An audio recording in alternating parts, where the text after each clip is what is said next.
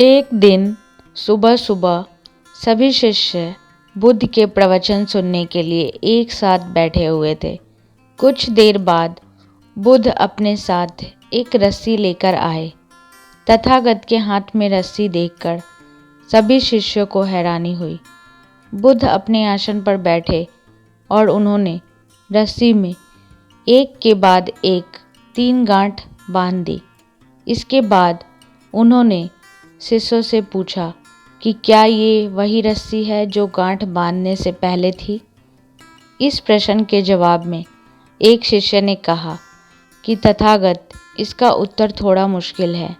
ये हमारे देखने के तरीके पर निर्भर करता है। एक शिष्य ने कहा कि अब इसमें 3 गांठें लगी हुई हैं, जो कि पहले रस्सी में नहीं थी। इसे बदला हुआ भी कह सकते हैं। कुछ शिष्यों ने कहा कि वास्तव में मूल रूप से रस्सी वही है, लेकिन बदली हुई दिख रही है, लेकिन इसका मूल स्वरूप बदला नहीं है। शिष्यों की बातें सुनकर बुद्ध ने कहा कि आप सभी सही बोल रहे हैं। अब मैं इन गांठों को खोल देता हूँ। ये बोलकर बुद्ध रस्सी के दोनों सिरों को खींचने लगे। बुद्ध ने पूछा कि क्या इस प्रकार रस्सी की गांठें खुल जाएंगी। सभी शिष्यों ने कहा कि नहीं, ऐसा करने से तो गांठें और ज़्यादा कस जाएंगी, इन्हें खोलना और मुश्किल हो जाएगा।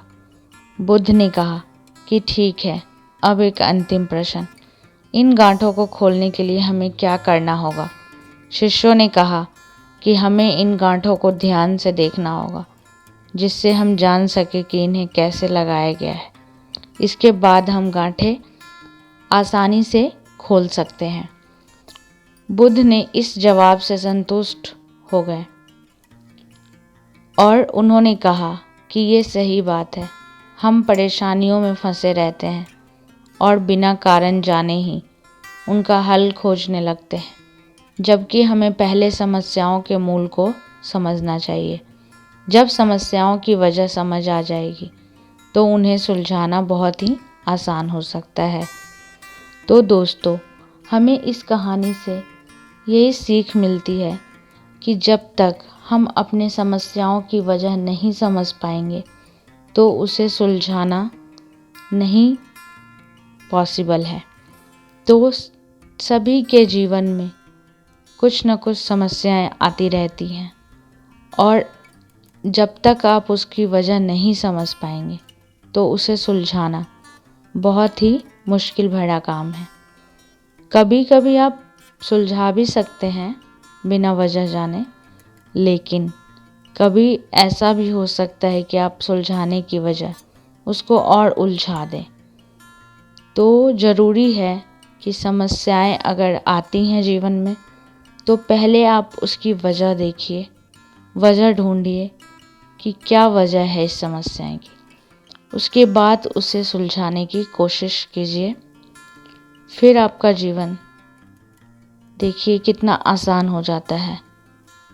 और अगर आप बिना वजह समझ उसे सुलझाने की कोशिश करेंगे तो या तो आप सफल हो जाएंगे या असफल हो जाएंगे। तो ज़रूरी है कि हम वजह को समझ के उस पर काम करें, जिससे हमें आगे परेशानियों का सामना न करना पड़े। अक्सर मनुष्य जोश में आकर कर देते हैं ऐसे काम, लेकिन हमें वजह समझनी चाहिए। तो आई होप कि ये छोटी सी जानकारी आपके काम आएगी और ये कहानी आपको पसंद आई होगी। तो मैं आगे भी ऐसी स्टोरीज़ लेकर आती रहा करूँगी। Bye bye.